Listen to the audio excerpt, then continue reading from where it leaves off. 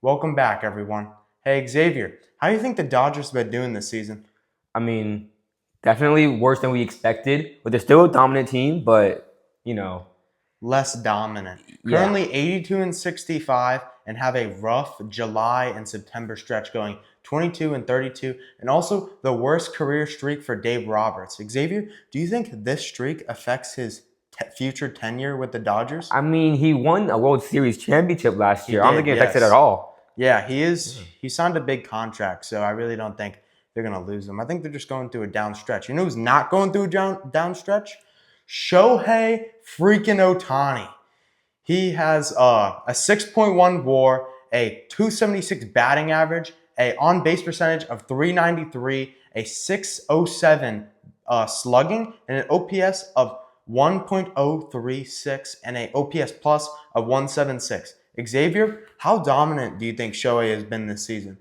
I think without a doubt, he's the best player in the league. I mean, we saw him come to the league in 2017. We saw him as a switch hitter. I'm like, oh, cool, he's a switch hitter. I Yeah. mean, we didn't really think he'd be like this much of an all-star, being this like, dominating every single team in the league and just driving the Dodgers to a World Series championship.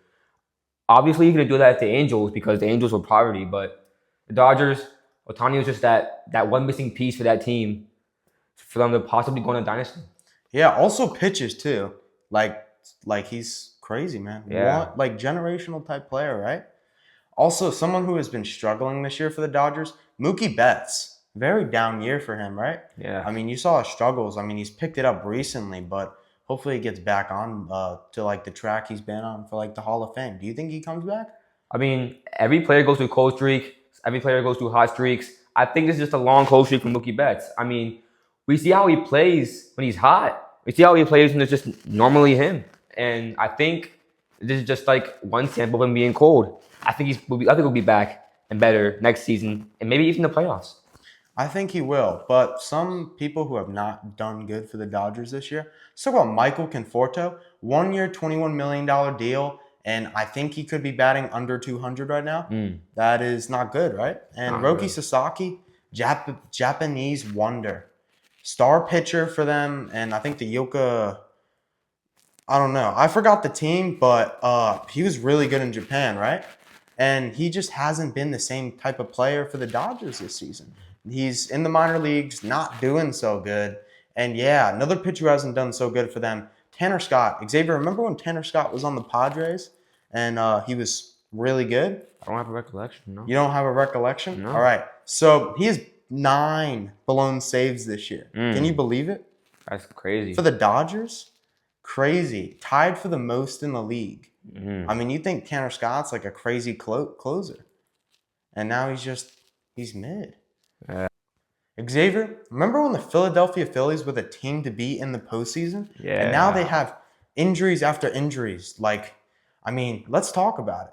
Zach Wheeler out for the season. I think that hurts him a lot. That's their number one definitely. guy. Cy Young contention with Paul Skeens. Alec Boehm on the 10-day IL. And like with shoulder inflammation. Jose Alvarado not eligible to the postseason due to failing the PED test. And Trey Turner on the 10-day IL. Xavier, do you think this team can still be good in the postseason with all these guys missing out? We saw they played against the Mets. They absolutely destroyed them. The Phillies are definitely going to be hurt. Probably going to lose more games than they should. But I think they can still make a good run. You think they can? I mean, do you think Christopher Sanchez and Ranger Suarez has a chance to go deep in the postseason? I would think so. Yeah. I would think so too. Some guy who has not been the same this year, Aaron Nola. Been good in years past, but not this year. In 14 games, he's 4-8 with a 6.24 ERA. Ouch. Hmm. Xavier, do you think he turns it around? Um, Maybe. Noah's not that bad of a player, but like, this year he is. But it's like in the past, we've seen how pretty good he is. So again, I think this is just a cold stretch for a player that has potential. Yeah, Xavier, if it's not the Phillies, do you think the Brewers are the team to beat in the postseason? Absolutely. Absolutely. We talked about them on the last podcast. Go check that out. But, I think they are. Walker Bueller had a start last night. 5 innings, 1 run, ball. Do you think he's going to be good? I mean, yeah, yeah. We saw Yeah. in the past how he's good. Yeah, we So saw. yeah, Yeah, I talked think about that in the other video too. But, Yeah, Anthony Rizzo, he announced his retirement, think like a week ago, yeah, and this is crazy. I mean, his career is really good. really good. Major player for the Cubs from 2012, 2021, getting that World Championship back in 2016, ending that 108-year drought, which made Chicago, this north side of Chicago, really happy in that 1 year. Very long drought. He was an All-Star from 2014 to 2016. He's a Gold Glove winner, one of the best defensive first basemen of the 2010s. He also won the Platinum Glove. Let me add that. Very good defensively. Yeah.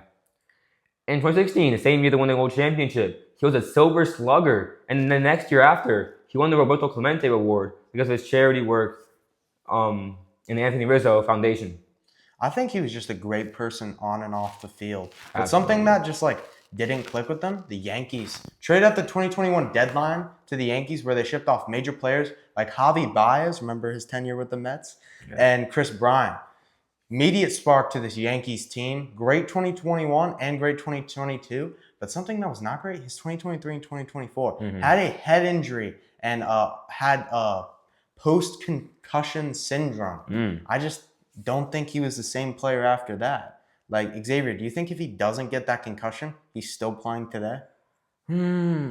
I think so, but again, he wouldn't be as good, Yeah, because I think it's like he's the end of his past his career. prime. Yeah, he's way past his prime. So, But I think that did slow him down. yeah. But, very lengthy career. I mean, very great human.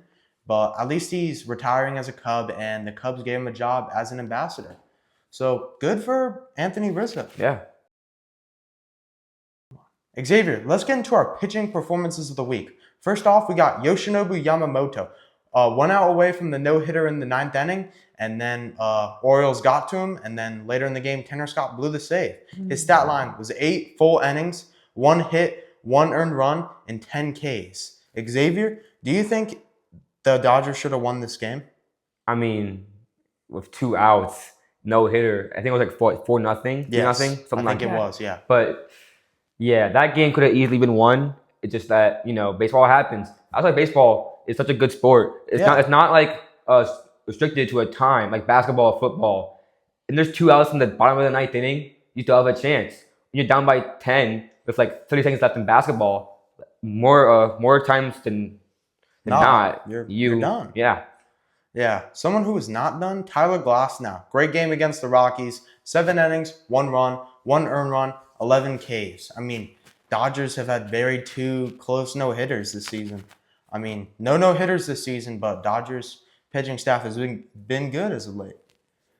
And Garrett Crochet bounced back from a bad start against the Guardians, where he gave up 7 runs on 9 hits. 7 innings, 0 runs, 0 earned runs, and 10 Ks for his latest start. Xavier, who do you got for the Cy Young, Garrett Crochet or Tariq Skubal? Personally, I gotta go with Garrett Crochet. I do too. Yeah. I mean, Boston bias, but I think he's been good. I mean, Tariq is injury concerned now, but I think he may be back, but I don't know. But those are your pitching performances of the week.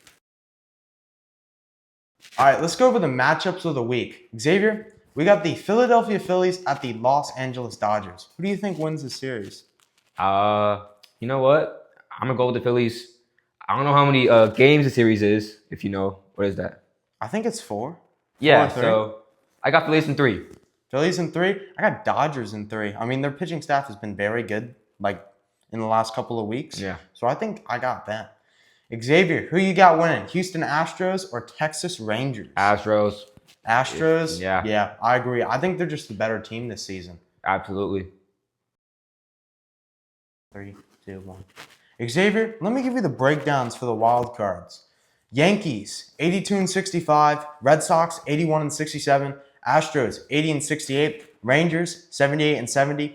Guardians, 76-71. Royals, 72-75. I think the Rangers could make a play for the postseason this year. Yeah. Don't you agree? Yeah. They got Merrill Kelly at the trade deadline, stole him from the Red Sox. I remember that. But, I think they could make a play. Xavier, can you break down the wild cards for the NL for me? Yeah, so in first place, we got the Cubs at 84-63. Second place, Padres at 80-68. Third place, Mets at 76-72. And just behind them, because the Giants 75 and 72, Reds at 74 and 73, and the D-backs 72 and 76. Very close, very competitive. Very close. Mets, Giants, Reds, and Diamondbacks are basically all in there for the final spot. Maybe not the D-backs, but Mets, Giants, and Reds definitely are. All right. Thank you guys for checking out Dugout's Debate, episode 3. We'll see you guys later.